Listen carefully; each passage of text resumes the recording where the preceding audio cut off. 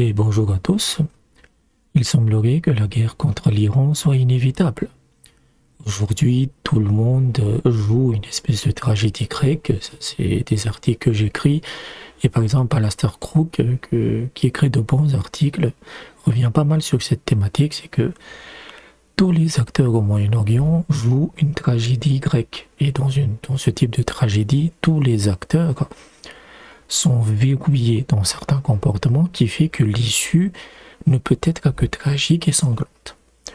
Et aujourd'hui, et les points qui expliquent ça, en fait, c'est que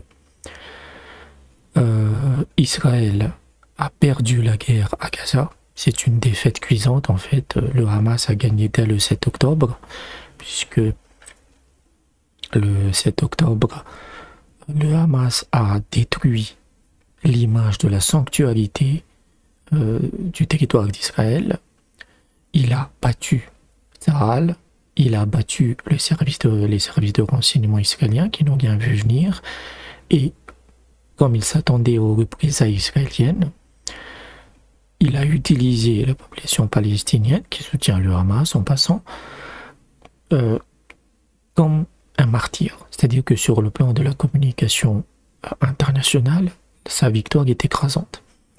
Et aujourd'hui, après maintenant quasiment 3 mois de guerre,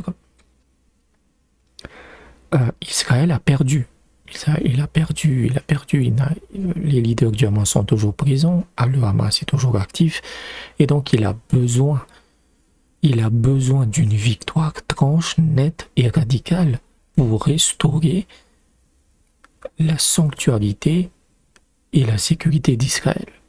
Le dogme principal du sionisme, c'est que les Juifs en terre israélienne ne pourront jamais être touchés. Ils sont en parfaite sécurité. Le 7 octobre a contredit ça. Et par conséquent, il a besoin d'une guerre contre le Liban. Il y aura cette guerre contre le Liban. Israël va faire la guerre contre le Liban parce que il lui faut une victoire. Et évidemment, le Hezbollah, c'est pas le Hamas, le Hezbollah, c'est beaucoup plus armé, c'est beaucoup plus aguerri par les quasiment 5 ans de guerre qu'ils ont fait en Syrie, c'est une vraie armée. Et Israël a déjà eu une déculottée en 2006, et le Hezbollah ne s'est que renforcé par la suite. Bien sûr, le Liban sera touché très très durement, il y aura beaucoup de victimes civiles, mais comme l'image d'Israël au niveau mondial est catastrophique, on va pondre les mêmes et on recommence. En fait, il y aura juste plus de morts à la fois du côté israélien et du côté libanais. Et derrière le Hezbollah, il y a aussi la guerre contre l'Iran. Il ne faut pas oublier. C'est-à-dire que après cette attaque qui est assez bizarre, cette attaque de drone contre une base jordanienne, les Américains veulent absolument y aller en Iran. Les néoconservateurs crient de tous les vœux la guerre contre l'Iran, puisque l'Iran c'est le seul domino qui reste dans cette vision qu'il y a eu il y a plusieurs années de ça, où il fallait détruire 7 pays au Moyen-Orient pour refaire le Moyen-Orient à l'image de l'Amérique. Vous aviez la Somalie, vous aviez le Soudan, vous aviez la Libye, vous aviez l'Irak, vous aviez la Syrie. Et bizarrement, tous ces pays ont été réduits en ruine. Il ne reste que l'Iran. Et l'Iran s'est renforcé, donc il faut faire la guerre contre l'Iran. Et même contre le Hezbollah, comme je le dis, Israël ne peut pas le battre. C'est juste pas possible en fait. Et donc il lui faut absolument embarquer les États-Unis dans cette guerre. C'est obligatoire. S'il veut une victoire, il lui faut l'aide des Américains. Et c'est même pas garanti que la victoire sera au rendez-vous. Évidemment, dans une guerre à très grande échelle contre l'Iran, il est logique qu'Israël cessera d'exister. Parce que la capacité de frappe iranienne est telle qu'elle ne peut pas frapper autant qu'elle le voudrait les États-Unis, mais Israël serait clairement atteint. Il serait détruit. Et les tirs de missiles iraniens contre Erbil dans le Kurdistan irakien, c'est une preuve de ça.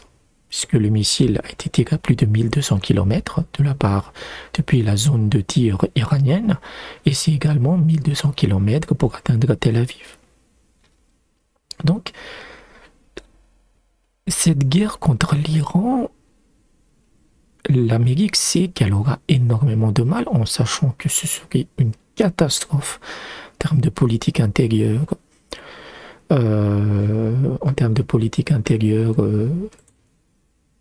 face à ce mec-là.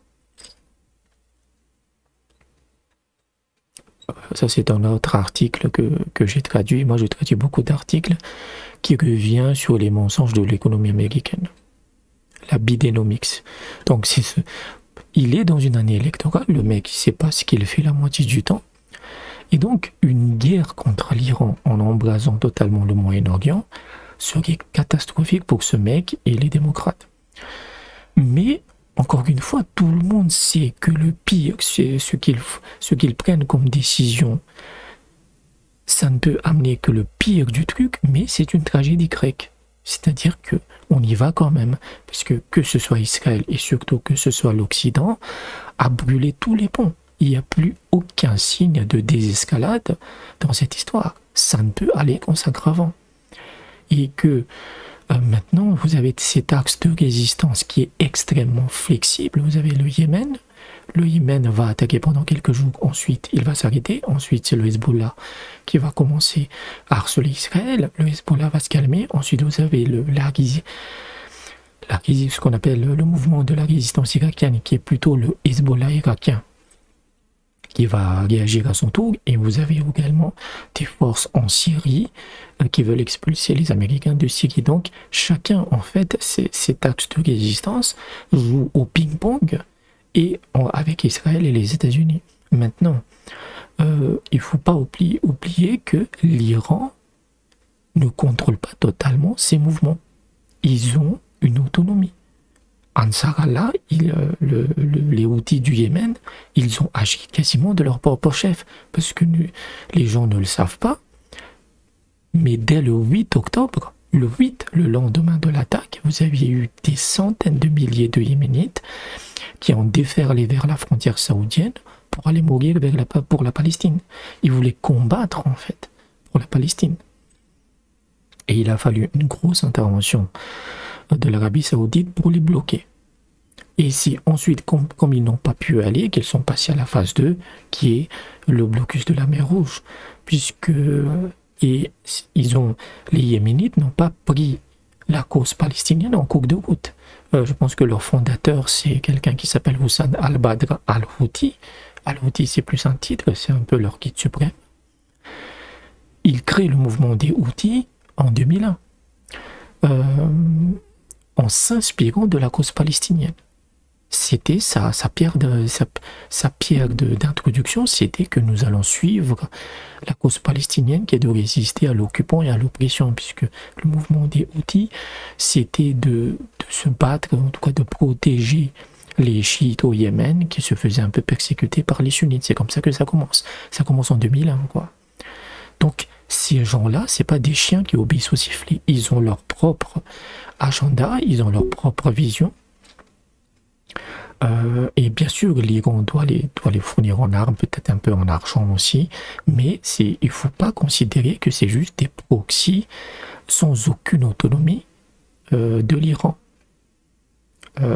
Donc, on n'est même pas au mois de janvier et c'est vraiment la merde au niveau mondial, quoi.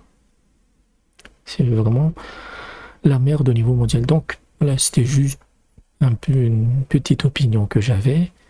On n'est pas sorti de l'auberge, je vous le dis tout de suite. Donc, j'espère que vous avez apprécié la vidéo. Je vous dis peut-être à bientôt.